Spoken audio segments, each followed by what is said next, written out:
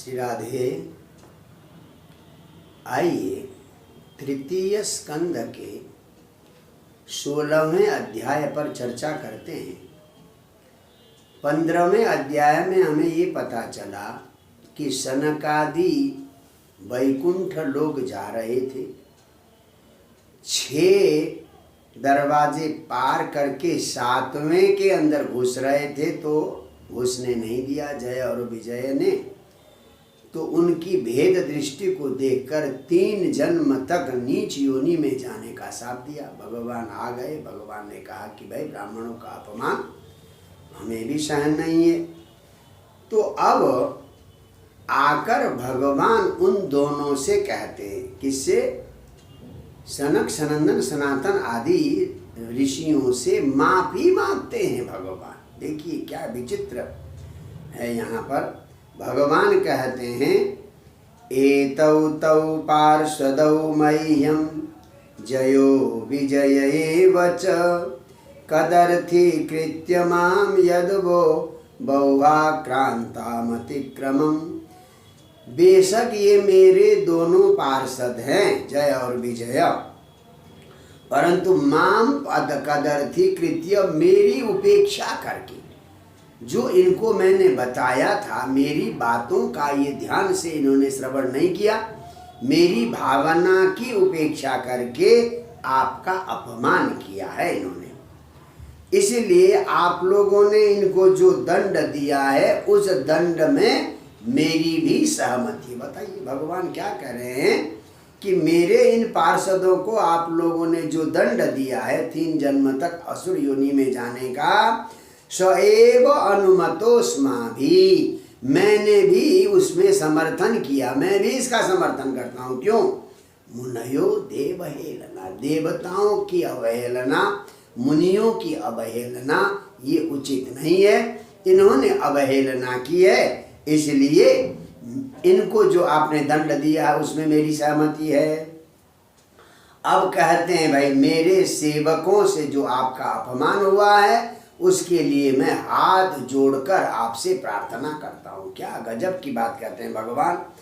तद्वह, 4था श्लोक, तद्वह प्रसादयाम्यद्य ब्रह्मदैवं परम हिमे तद्हित्यात्मकृतं मन्ये यत्स्वपुंभिरसत्कृता।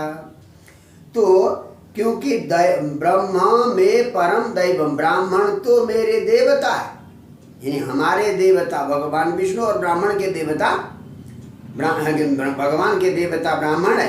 तो इसलिए कि मेरे सेवकों से जो गलती हुई है, आत्मकृतम मन्ये, अगर मेरे सेवकों ने अपमान किया तो समझो मैंने ही आपका अपमान किया है। तो इस गलती पर मैं आप लोगों से क्या करता हूँ? क्षमा याचना करता हूँ। और कहते हैं मेरी जो कीर्ति है, शास्त्रों में कीर्ति है, वो किसकी दी हुई है? ब्राह्मणों ने ही तो मेरी कीर्ति को जो है प्रशस्त किया है। स्वयं भवद्य उपलब्ध सुतीर्थ कीर्ति, आप जैसे विद्वान ब्राह्मण ही हमारी कीर्ति को चारों ओर फैलाते हैं।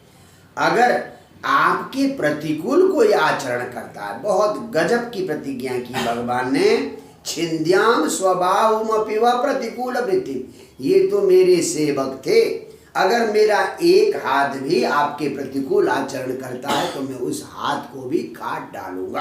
देखिए स्वभावमपि, मेरा अपना ही हाथ क्यों ना हो, वह प्रतिकूल वृत्ति, आपके प्रतिकूल अगर आचरण किया मेरे हाथ ने तो मैं अपने हाथ को भी क्या करूंगा? छिन्द्याम, काट डालूंगा। और भगवान कहते हैं देखो, यज्ञ में जो बढ़िया बढ़िया मंत्र बोलकर आहुति देते हैं, उस आहुति को अग्नि के मुंह से खाते हुए मुझे इतनी तृप्ति नहीं होती जितनी तृप्ति ब्राह्मण प्रसन्न होकर अपने मुंह में, हैं, ब्राह्मण ब्रह्म भोज में जब भोजन करते हैं तो ब्राह्मण के मुख से खाकर मुझे जितनी तृप्ति होती है, अग्नि के मुख से घी और चरु का भक्षण करके मुझे उतनी प्रीति, उतनी प्रसन्नता नहीं होती। गजब का श्लोक है। देखिए 8वां, नाहं तथास्मि यजमानभिर्विताने चोतदघृत प्लुने, एकदम घी टपक रहा हो ऐसा खीर या हलवा का भोजन किसमें, अग्नि के माध्यम से खाते हुए भी मुझे उतनी तृप्ति नहीं है जितने एक एक घास चबाकर जब ब्राह्मण खाता है तो उससे मुझे उतनी तृप्ति होती है। और कहते हैं कि ब्राह्मण तो मेरा शरीर है, ये में तनुर्द्विज बरान दुहतिर्मदीया, तो ब्राह्मण का शरीर तो दूध देने वाले गाय की तरह मेरा शरीर है।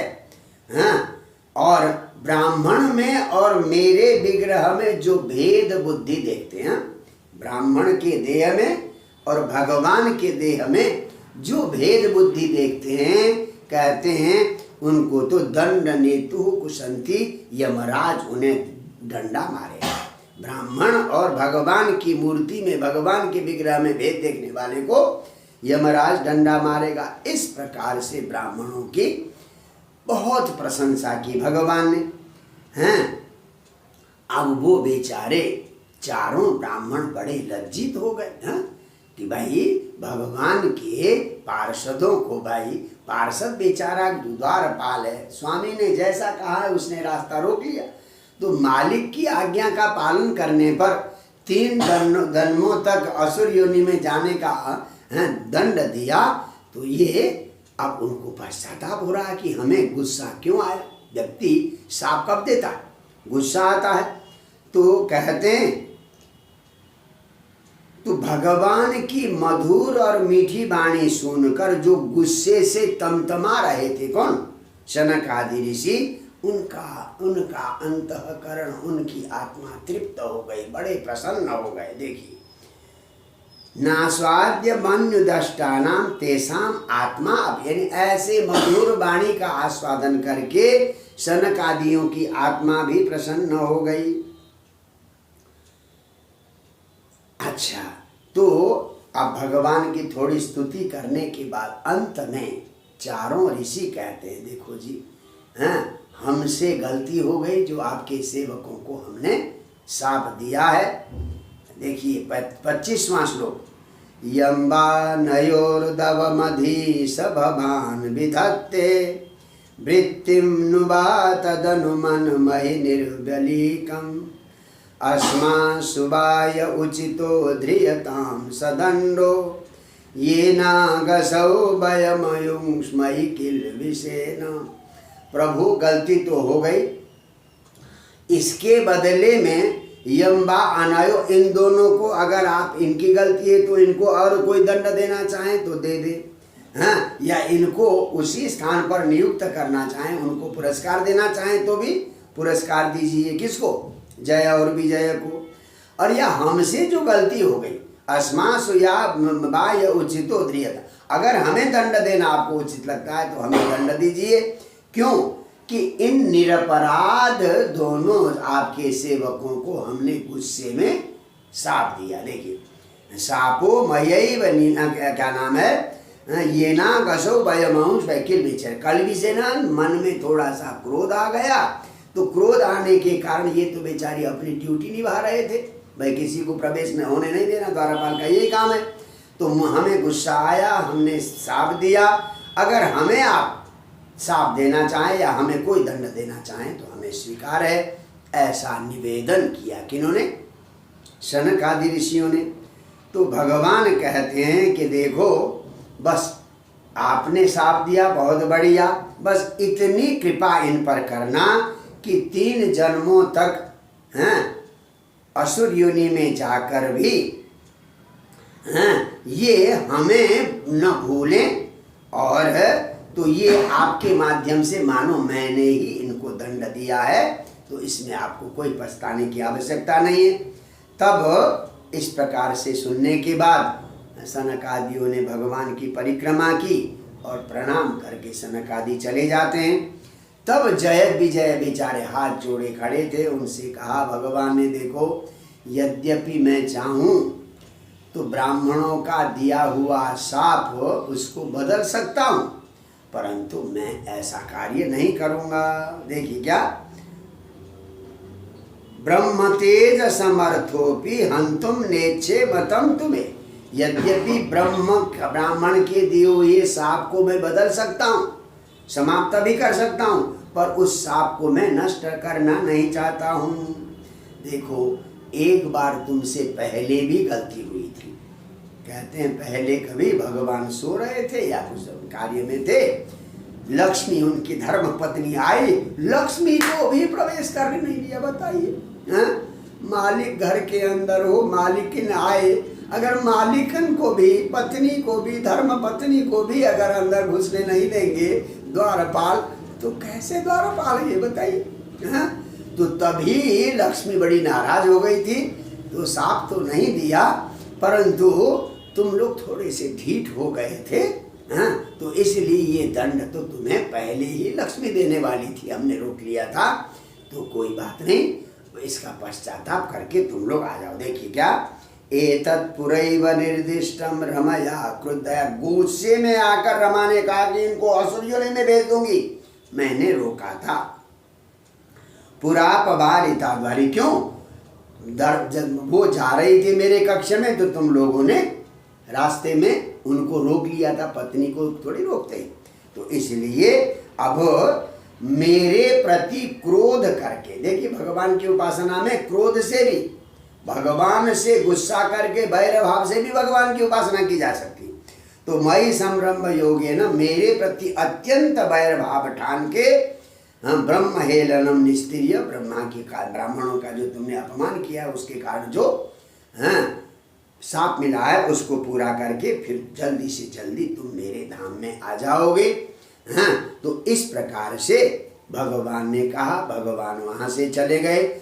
जब जय और विजय उस वैकुंठ लोक से नीचे गिरने लगे, तो कहते हैं तीनों लोकों में हाहाकार मच गया। तदा विकुंठ निलया तयो निपतमानयो। जब दोनों वैकुंठ से गिरने लगे, महान हाहाकार आसित, विमानों में बैठे हुए देवता, ये क्या हो गया, भगवान के पार्षद भी आज नीचे गिर गए। वही दो पार्षद जय और विजय अभी दिति के गर्भ में हैं, क्योंकि संध्या समय में दिति ने सहवास की इच्छा की थी, तो संध्या समय में सहवास करने के कारण वही जय और विजय असुर बनने के लिए दिति के गर्भ में आए हुए हैं। तो ये बात, ये रहस्य ब्रह्मा जी ने देवताओं को बताया। जय जय श्री राधे।